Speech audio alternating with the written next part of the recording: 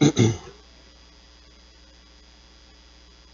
Mystical City of God, the Conception, Book 1, treats of the divine foreordainment of Christ and his mother as the highest ideals of all creation, of the creation of the angels and men as their servants, of the lineage of the just men, finally resulting in the Immaculate Conception and birth of the Queen of Heaven, and of her life up to her presentation in the temple.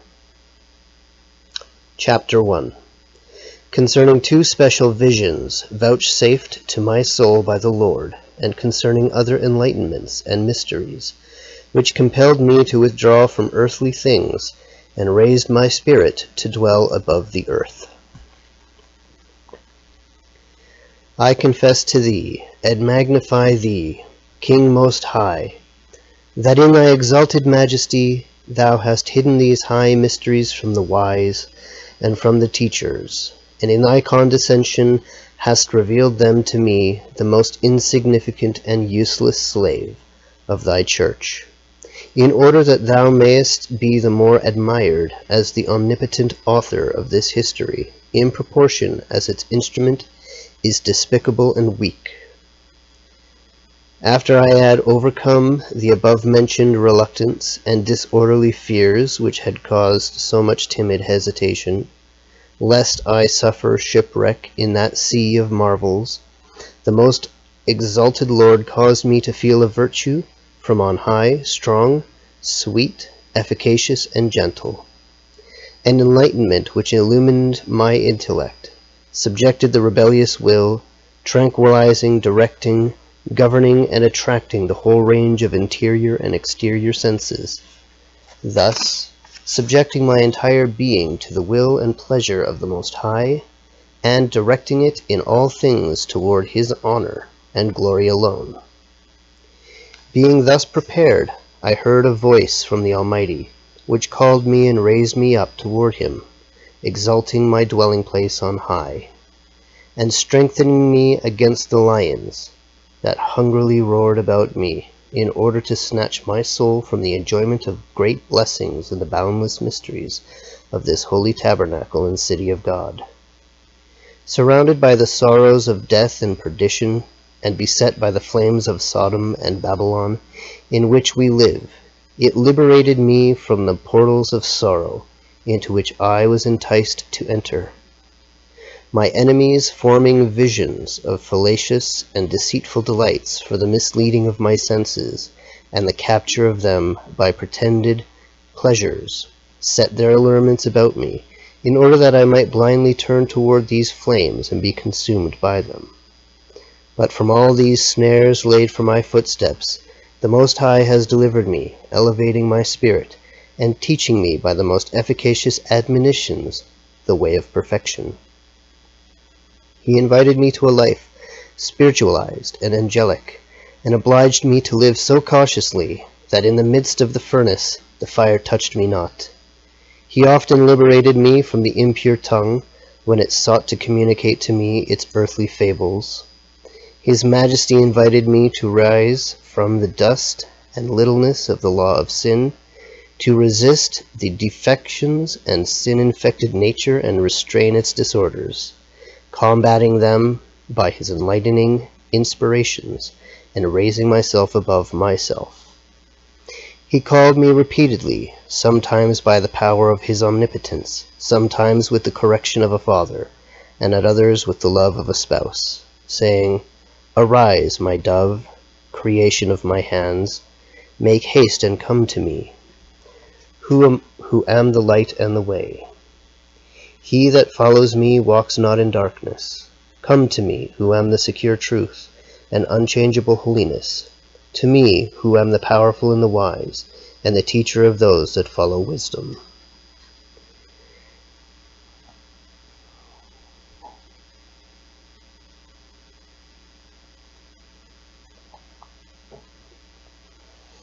These words were like arrows of sweet love, which filled me with admiration, reverence, knowledge, and dread of my sins and of my vileness, so that I retired from his presence, shrunken and annihilated in the knowledge of my nothingness.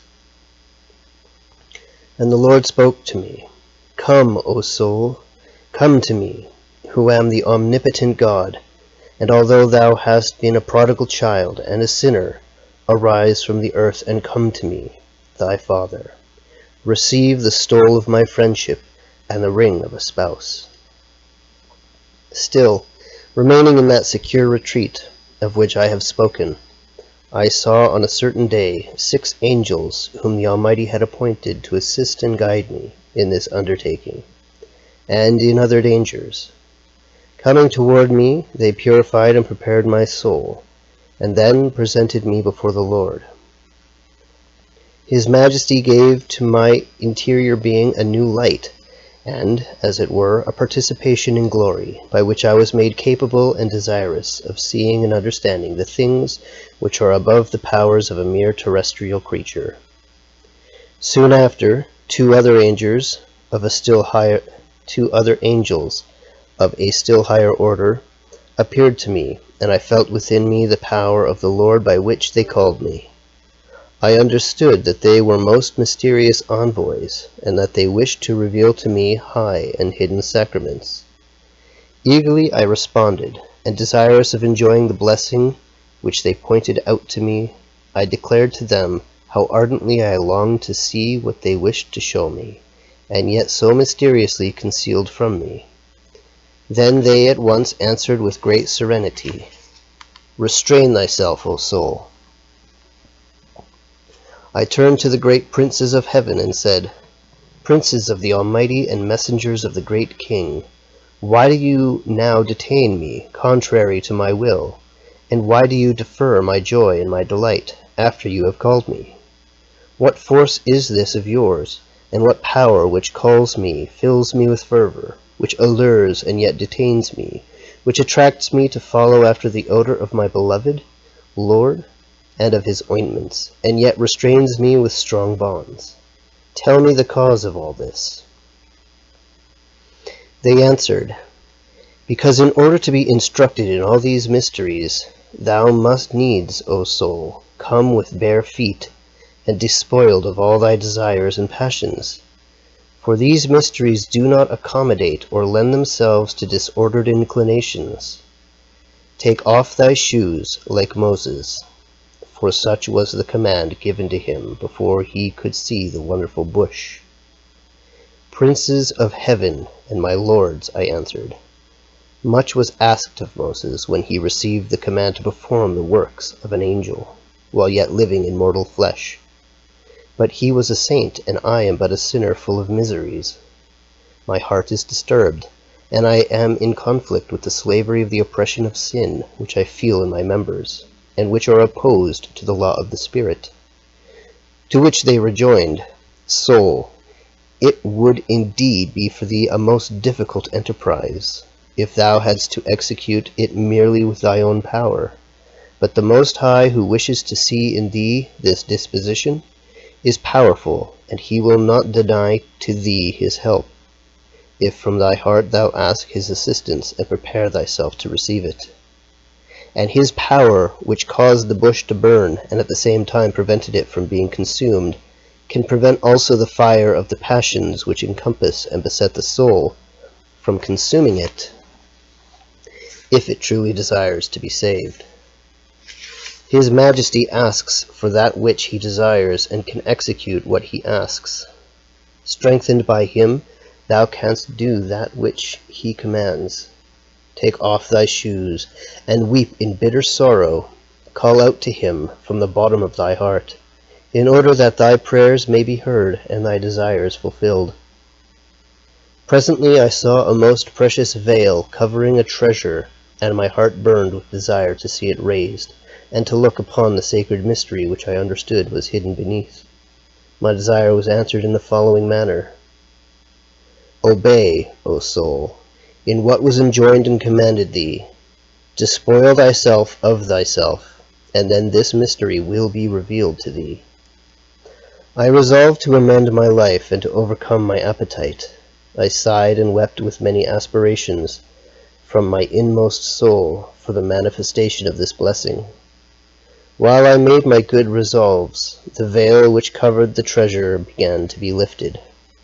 Presently the veil fell entirely, and my interior eyes saw what I shall not know how to describe in words. I saw a great and mysterious sign in heaven. I saw a woman, a most beautiful lady, and queen, crowned with the stars, clothed with the sun, and the moon was at her feet. The holy angels spoke to me.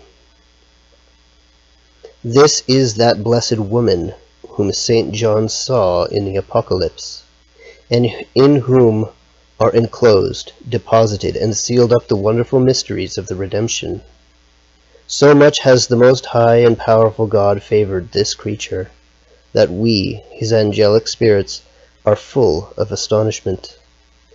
Contemplate and admire her prerogatives. Record them in writing, because that is the purpose for which, according to the measure suitable to thy circumstances, they will be made manifest to thee. I was made to see such wonders that the greatness of them took away my speech, and my admiration of them suspended my other faculties.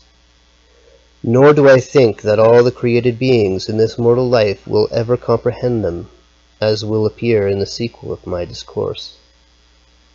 On another day, while my soul sweetly tarried in the aforesaid habitation, I heard a voice from the Most High saying, My spouse, I desire that thou rouse thyself in earnest to seek me, and to love me with fervor, that thou make thy life more angelic than human, and that thou forget entirely the terrestrial affairs.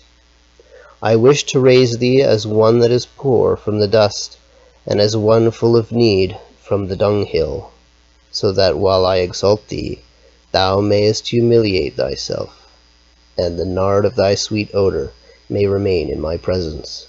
Knowing thy own misery, be thou convinced from the bottom of thy heart that thou meritest for thyself only tribulation and humiliation.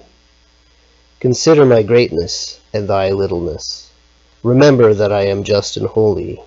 I deal with thee considerately, making use rather of my mercy, and not chastising thee as thou deservest. Strive to build upon this foundation of humility all the other virtues, in order to fulfill my wishes. I appoint my Virgin Mother to teach, correct, and reprehend thee. She will spur thee onward, and accompany thy footsteps according to my liking and pleasure. While the Most High spoke to me, the Queen stood nearby, and the heavenly princess disdained not to accept the offer which His Majesty assigned to her. She accepted it benignly, and said to me, My daughter, I desire that thou be my disciple and my companion, and I will be thy teacher. But remember that thou must obey me courageously, and from this day on no vestige of a daughter of Adam must be found in thee. My conduct and my works during my pilgrimage on earth, and the wonders which the arm of the Almighty wrought through me, shall be the mirror and the model of thy life. I prostrated myself before the throne of the King and Queen of the universe, and I offered to obey her in all things. I gave thanks to the Highest for the favor which He, so much in excess of my merits, conferred upon me in giving me such a guide and protectress. Into her hands I renewed the vows of my profession. I offered myself to her, and proposed to work anew at the amendment of my life. Again the Lord spoke to me. Behold and see. Turning, I saw a most beautiful ladder with many rungs. Around it were many angels, and a great number of them were ascending and descending upon it. His Majesty said to me, This is the mysterious ladder of Jacob, the house of God and the portal of heaven. If thou wilt earnestly strive to live irreprehensible in my eyes, thou wilt ascend upon it to me. This promise incited my desires, set my will aflame, and enraptured my spirit. With many tears I grieved that I should be a burden to myself in my sinfulness. I sighed for the end of my captivity, and longed to arrive where there would be no obstacle to my love. In this anxiety I passed some days trying to reform my life. I again made a general confession and corrected some of my imperfections. The vision of the latter continued without intermission, but it was not explained to me. I made many promises to the Lord, and proposed to free myself from all terrestrial things, and to resolve the powers of my will entirely for his love, without allowing it to incline toward any creature, be it ever so small or unsuspicious. I repudiated all visible and sensible things. Having passed some days in these affections and sentiments, I was informed by the Most High that the latter signified the life of the Most Holy Virgin, its virtues and sacraments. His Majesty said to me, "I desire, my spouse, that thou ascend this stair of Jacob and enter through this door of heaven to acquire the knowledge of my attributes and occupy thyself in the contemplation of my divinity. Arise then and walk, ascend by it to me. These angels which surrounded and accompany it are those that I appointed as the guardians of Mary, as the defenders and sentinels of the citadel of Sion. Consider her attentively, and, meditating on her virtues, seek to imitate them." It seemed to me then that I ascended the ladder, and that I recognized the great wonders and the ineffable prodigies of the Lord in a mere creature, and the greatest sanctity and perfection of virtue ever worked by the arm of the Almighty. At the top of the ladder I saw the Lord of hosts and the Queen of all creation. They commanded me to glorify, exalt, and praise him on account of these great mysteries, and to write down so much of them as I might bring myself to understand. The exalted and high Lord gave me a law, written not only on tablets, as he gave to Moses, but one wrought by his omnipotent finger, in order that it might be studied and observed. He moved my will so that in her presence I promised to overcome my repugnance, and with her assistance to set about writing her history, paying attention to 3 things. First, to remember that the creature must ever seek to acknowledge the profound reverence due to God, and to abase itself in proportion to the condescension of his Majesty toward men, and that the effect of greater favors and benefits must be a greater fear, reverence, attention, and humility. Secondly, to be ever mindful of the obligation of all men who are so forgetful of their own salvation, to consider and learn that they owe to the Queen and Mother of Piety on account of the part assumed by her in the redemption, to think of the love and the reverence which she showed to God, and the honor in which we are to hold this great lady. Thirdly, to be willing to have my spiritual director, and if necessary the whole world, find out my littleness and vileness, and the small returns which I make for what I receive.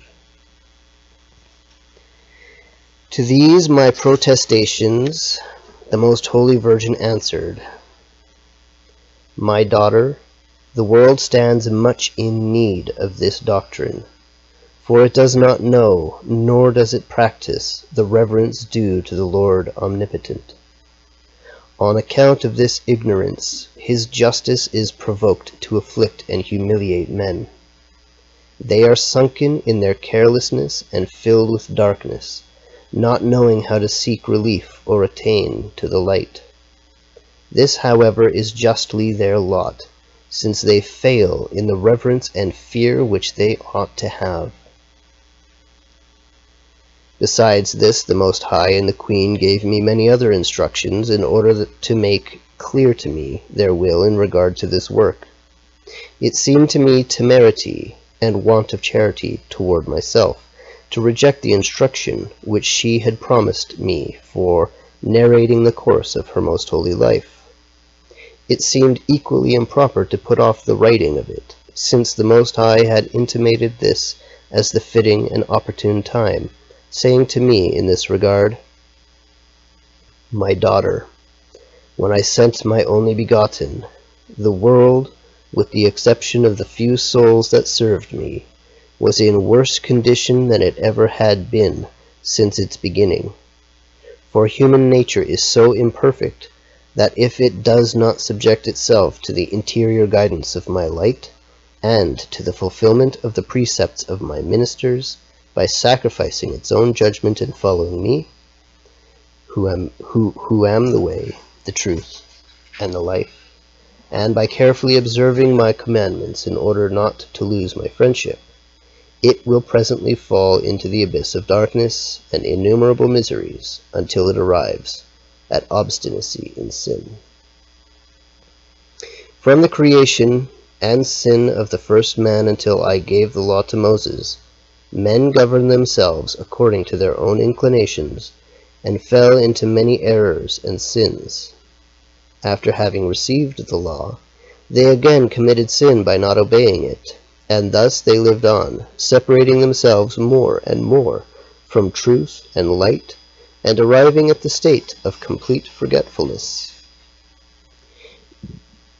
In fatherly love, I sent them eternal salvation and a remedy for the incurable infirmities of human nature, thus justifying my cause. And just as I then chose the opportune time for the greater manifestation of my mercy, so I now select this time for showing toward them another very great favor. For now the hour has come, and the opportune time to let men know the just cause of my anger, and they are now justly charged and convinced of their guilt. Now I will make manifest my indignation and exercise my justice and equity. I will show how well justified is my cause, in order that this may come to pass more speedily, and because it is now time that my mercy show itself more openly, and because my love must not be idle, I will offer to them an opportune remedy, if they will but make use of it, for returning again to my favor. Now, at this hour, when the world has arrived at so unfortunate a pass, and when, though the Word has become incarnate, mortals are more careless of their weal and seek it less, when the day of their transitory life passes swiftly at the setting of the sun of time, when the night of eternity is approaching closer and closer for the wicked, and the day without a night is being born for the just, when the majority of mortals are sinking deeper and deeper into the darkness of their ignorance and guilt, oppressing the just and mocking the children of God, when my holy and divine law is despised in the management of the iniquitous affairs of state, which are as hostile as they are contrary to my providence, when the wicked least deserve my mercy, in these predestined times I wish to open a portal for the just ones, through which they can find access to my mercy. I wish to give them a light by which they can dispel the gloom that envelops the eyes of their minds. I wish to furnish them a suitable remedy for restoring them to my grace. Happy they who find it, and blessed they who shall appreciate its value. Rich they who shall come upon this treasure, and blessed and very wise those who shall search into and shall understand its marvels and hidden mysteries. I desire to make known to mortals how much intercession of her is worth, who brought restoration of life by giving mortal existence to the immortal God. As a recompense, I desire that they look upon the wonders wrought by my mighty arm in that pure creature, as upon a mirror by which they can estimate their own ingratitude. I wish to make known to them much of that, which, according to my judgment, is still hidden concerning the Mother of the Word. I have not revealed these mysteries in the primitive church, because they are so great, that the faithful would have been lost in the contemplation and admiration of them, at a time when it was more necessary to establish firmly the law of grace and of the gospel. Although all mysteries of religion are in perfect harmony with each other, yet human ignorance might have suffered recoil and doubt at their magnitude, when faith in the incarnation and redemption and the precepts of the new law of the gospel were yet in their beginnings. On this same account, the person of the incarnate Word said to his disciples at the Last Supper, "Many things have I to say to you, but you are not yet disposed to receive them." These words he addressed to all the world, for it was not yet capable of giving full obedience to the law of grace and full assent to the faith in the Son. Much less was it prepared to be introduced into the mysteries of his mother. But now mankind has greater need for this manifestation, and this necessity urges me to disregard their evil disposition. And if men would now seek to please me by reverencing, believing, and studying the wonders which are intimately connected with this mother of piety, and if they would all begin to solicit her intercession from their whole heart, the world would find some relief. I will not longer withhold from men this mystical city of refuge. Describe and delineate it to them, as far as thy shortcomings allow. I do not intend that thy descriptions and declarations of the life of the Blessed Virgin shall be mere opinions or contemplations, but reliable truth. They that have ears to hear, let them hear. Let those who thirst come to the living waters, and leave the dried-out cisterns. Let those that are seeking for the light follow it to the end. Thus speaks the Lord God Almighty. These are the words of the Most High, on the occasion before mentioned. Obedient to the authority which commands me, I will, in the following chapter, describe the manner in which I receive my information and enlightenment, and how I see the Lord. Thus, complying with his orders, I will explain once for all the illuminations and the favors which are vouchsafed to me for this work, and to which I will refer to the sequel of this history. That's chapter 1.